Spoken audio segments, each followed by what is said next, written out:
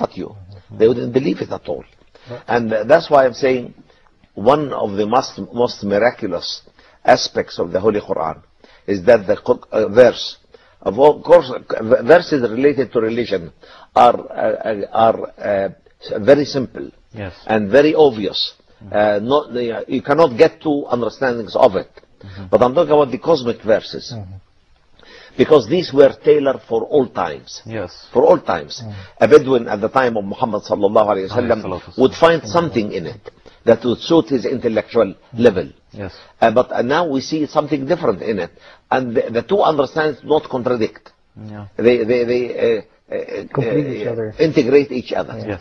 But how did the Prophet Muhammad explain that? Or definitely he understood it. Definitely. No, but how did he explain it to his companions? Of course, he wouldn't explain it in the way we talk about it today, because the human intellect at that time could not possibly grasp what we understand today.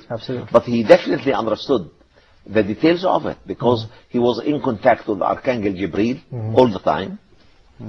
Archangel Jibreel used to come to him every night of the month of Ramadan to read the Quran with him and explain it to him. So he sallallahu alayhi wasallam knew the details of everything. But of course he could not spell that out to his companions, otherwise their intellect would not bear it. So he gave a general explanation. A general explanation, definitely. Taking you back to the Big Bang now. The verse states that there was the heaven and earth together. Yes. Therefore, there was a matter that was present before the Big Bang happened. How do scientists explain that this matter came into being? By chance? And how can they cannot explain it.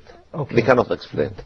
And this is, again, one of the necessities of Muslims coming forward to explain these things to people who have no faith. Because, you see, they get lost. You see, in the area of creation, if you read any book written by an atheist or an agnostic or secular mentality, you find him really entering a dark tunnel with no light at the end. You see, he is lost. When they speak about the creation of man, or the creation of life, or the creation of the universe, wallahi, they are virtually lost. Regardless of the ample information they have at hands. Actually, they have more information than we do. And tools they have. Yes, they have the tools also, but yet they cannot explain it properly. We as Muslims believe that Allah subhanahu wa ta'ala created this universe out of nothing. No matter, no energy, nothing. He ordered it to be and it came. He ordered this initial body to explode, and it exploded. To change into smoke, and change into smoke. From that smoke ordered the earth and the other heavenly bodies to come into being. Willingly or unwillingly, they came willingly. So this is the essence of Islam. The essence of belief in Islam. And unless you have that belief, of course you get lost quite easily. But one of these scholars can have this belief after he is subjected to the studies.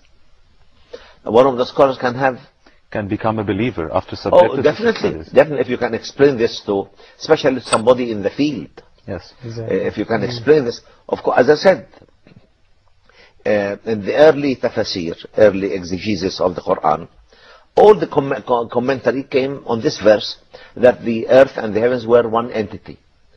They were joined together. You see what they understood.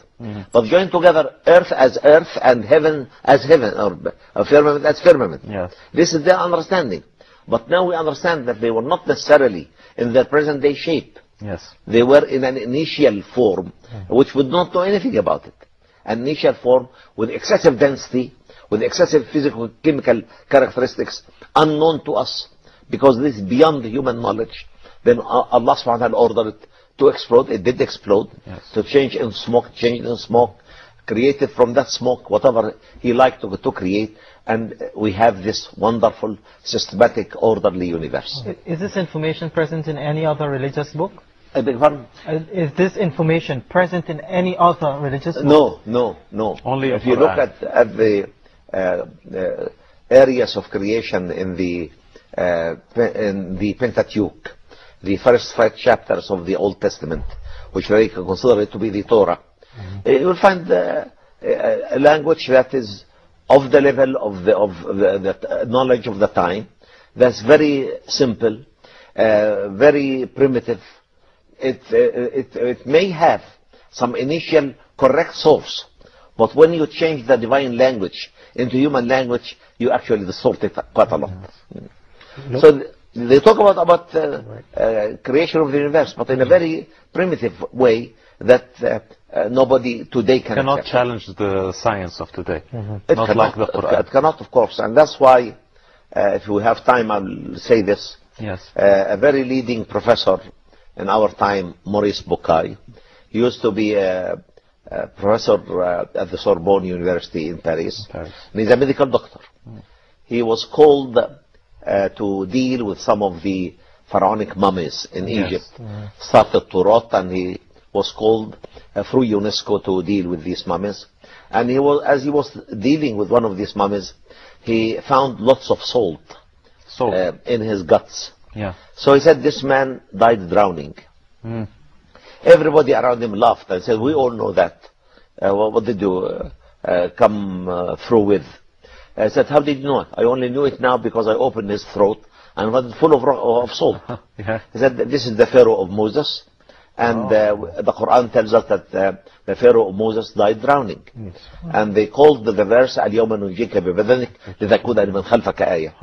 And he asked, do you really have this in the Quran? They said, yes.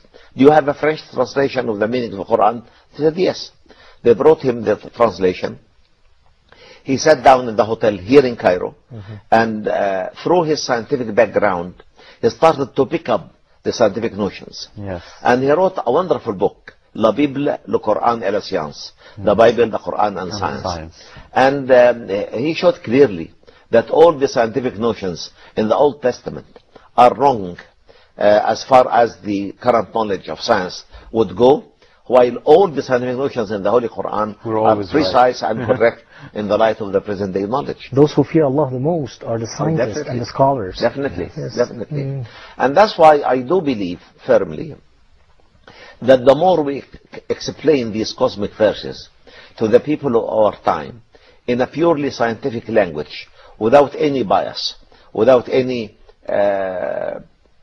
conceit, you see, or pride, we present it. This is the truth in the Quran. And if the Quran is truthful in the area you excel in the area of science, and you find that it's truthful, it has to be truthful in the knowledge of the world of the unseen, which we cannot feel and touch with our own hands. Okay, thank you, Doctor, for your time. Thanks to our guests. Inshallah, till next episode. Thank you.